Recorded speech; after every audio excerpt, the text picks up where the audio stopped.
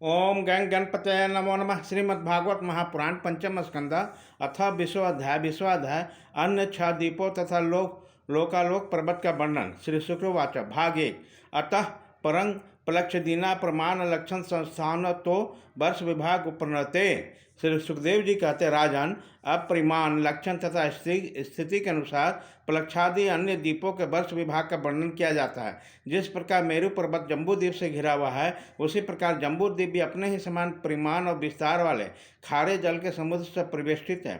फिर खाई जिस प्रकार बाहर के उपवन से घिरी रहती है, उसी प्रकार क्षार समुद्र भी अपने से दूर विस्तार वाले पलक्ष द्वीप से घिरा हुआ है। जम्बू द्वीप में जितना बड़ा जामुन का पेड़ होता है, उतना ही विस्तार वाला यह स्वर्णमय पलक्ष का पाकर का वृक्ष है। उसी के कारण इसका नाम पलक्ष द्वीप हुआ है। यहाँ 7 जिहा वाले अग्निदेव विराजते हैं। इस द्वीप के अधिपति प्रियव्रत पुत्र महाराज इदमजीत है। इन्होंने इसको 7 वर्ष में विभक्त किया और उनके इस वर्ष के समान ही नाम वाले अपने पुत्रों को सौंप दिया तथा स्वयं अध्यात्म जोग का आश्रय लेकर उपरत हो गए। इन वर्षों के नाम शिव, युवस, सुभद्र, शांत, क्षेम, अमृत और अभय है। इनमें भी 7 पर्वत और 7 नदियाँ हैं प्रसिद्ध है। वहाँ मणिकूट, ब्रजकूट, इंद्रसेन, ज्योतिषमान, सुपर्ण, अरिष्ण, ठेव और मेघमाल, यह 7 मर्यादा पर्वत हैं तथा अरुणा, निर्णा, अंगिरसी, सावित्री, सुप्रभाता, ऋतुम्भरा तथा सत्यभरा, यह 7 महानदियां हैं। वहाँ हंस, पतंग, उद्यान तथा सत्यांग नामक 4 वन हैं। उक्त नदियों के जल में स्नान करने से इनके रजोगुण तमोगुण क्षीण होते हैं। इनकी आयु 1000 वर्ष होती है। इनके शरीर में देवताओं की भांति थकावट, पसीना आदि नहीं होता और संतानोत्पत्ति भी उन्हीं के समान होती है। ये त्रयी विद्या के द्वारा तीनों वेदों के वर्णन किए हुए स्वर्ग के द्वारभूत स्वरूप भगवान सूर्य की उपासना करते हैं। वे कहते हैं कि जो सत्य, अनुष्ठान योग्य धर्म और ऋतु प्रतीत होने वाला धर्म, वेद और शुभाशुभ फल के अधिष्ठाता है, उन पुराण पुरुष विष्णु स्वरूप भगवान सूर्य को हम शरण में जाते हैं। पलक्ष आदि 5 द्वीपों में सभी मनुष्यों को जन्म से ही आयु, इंद्रिय, मनोबल, इंद्रिय बल, शारीरिक बल, बुद्धि और पराक्रम समान रूप से सिद्ध रहते हैं। पलक्ष द्वीप अपने ही समान विस्तार वाले इच्छू रस के समुद्र से घिरा हुआ है। उसके आगे उतने दुगुने परिमाण वाला सालमली द्वीप है, जो उतने ही विस्तार वाले मदिरा के सागर से घिरा है। पलक्ष द्वीप के पाकर ही बेड़ के बराबर उसके सालमली स्वयंवर का वृक्ष है। कहते हैं यह वृक्ष अपने वेदमय पंखों से भगवान की स्तुति करने वाला पक्षीराज भगवान गरुड़ का निवास स्थान है तथा यह इस द्वीप के नामकरण का भी हेतु है। इस द्वीप के अधिपति प्रियव्रत पुत्र महाराज एक बाहु थे। इन्होंने इनके सुरोचन, समनुष्य, रमणक, देवर, परिभद्र, अपनायन और विज्ञात नाम से 7 विभाग किए और इनको नाम वाले अपने पुत्रों को सौंप दिया। इन्हें भी 7 वर्ष पर्वत और 7 ही नदियाँ प्रसिद्ध है। पर्वतों के नाम सौरस्त्र, श्रृंग, वामदेव, कुंड, मुकुंद, पुष्प, वर्ष और सहस्रावती है तथा नदियाँ अनुमति, श्रीनिवाली, सरस्वती, को, रजनी, नंदा और राका है। इन वर्षों में रहने वाले श्रुतधर, वृद्धर, वंशुधर और इंद्रधर नाम के 4 वर्ण वेदमय आत्मस्वरूप भगवान चंद्रमा की वेदमय मंत्रों से उपासना करते हैं और कहते हैं, जो कृष्ण पक्ष और शुक्ल पक्ष में अपनी किरणों से विभाग करके देवता, पितृ और संपूर्ण प्राणियों को अन्न देते हैं, वह चंद्रदेव हमारे राजा को रंजन करने वाला है। इस प्रकार मदिरा के समुद्र से आगे उनके दूने परिमाण वाला कुश द्वीप है। पूर्वोक्त द्वीपों के समान ही अपने समान विस्तार वाले घृत के समुद्र से घिरा हुआ है। इनमें भगवान का रचा हुआ एक कुशों का झाड़ है, इसी से उसका द्वीप का नाम निश्चित हुआ है। और दूसरे अग्निदेव के समान अपनी कोमल शिखाओं की कांति के समान समस्त दिशाओं को प्रकाशित करता रहता है।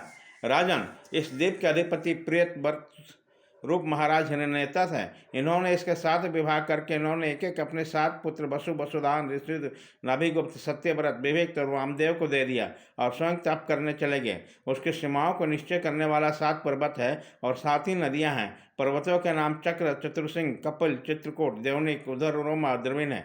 नदियों के नाम है रसकुल्या, मधुकुल्या, मित्रबंधा, श्रुतबिंदा, देवगर्भा, घृत, च्युता और मंत्रमाला।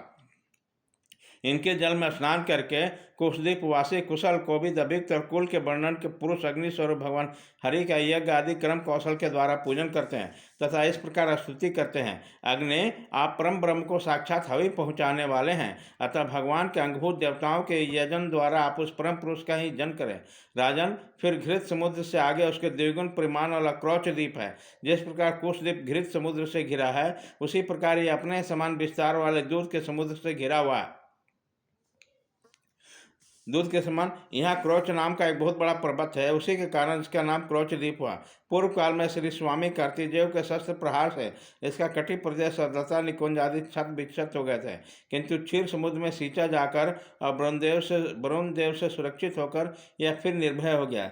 इस द्वीप के अधिपति प्रियव्रत महाराज घृतपृष्ठ थे। वे बड़े ज्ञानी थे।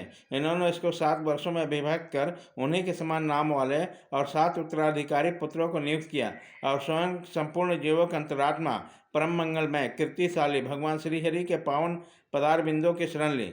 महाराज घृतपृष्ठ के आम, मधुरोह, मेघपृष्ठ, सुधामा, भरजिष्ठ, लोहतान और बृहस्पति ये 7 पुत्र थे। उनके वर्षों में भी 7 वर्ष पर्वत और 7 ही नदियाँ कहा जाते हैं।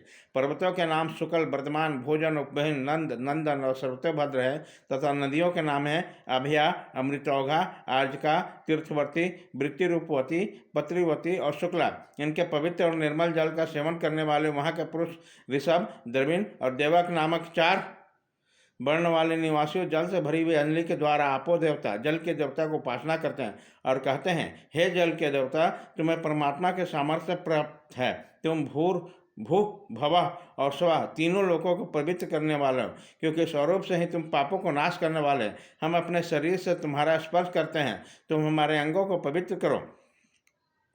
इस प्रकार क्षीर समुद्र के आगे उसके चारों ओर 32 लाख योजन विस्तार वाला शाक द्वीप है, जो अपने ही समान परिमाण वाले मट्ठे के समुद्र से घिरा है। इसके शाक नाम का एक बहुत बड़ा वृक्ष है, वह इसी क्षेत्र के नाम के कारण है। उसके अत्यंत मनोहर सुगंध से सारा द्वीप महकता रहता है। मेधातिथि नाम के उसके अधिपति भी राजा प्रियव्रत ही पुत्र थे। उन्होंने भी अपने द्वीपों को 7 वर्षों में विभक्त किया और उन्हीं के समान नाम वाले अपने पुत्र प्रोजो, मनोजो, पवमान, धूम्रनिक, चित्रलेप, बहुरूप और विश्वधार को अधिपति रूप में नियुक्त करके स्वयं भगवान अनंत में दक्षित होकर तपोवन को चले गए। उन वर्षों में भी 7 मर्यादा पर्वत और 7 नदियां हैं। पर्वतों के नाम ईशांग, उर्वश्रृंग, बलभद्र, सतकेश्वर, सतशोध, देवपाल और महानस हैं तथा नदियाँ अनगा, अयुधा, उभय स्पृष्टि, अपराजिता, पंचपदी, ससुरी और निधृति है। भाग 1 खत्म।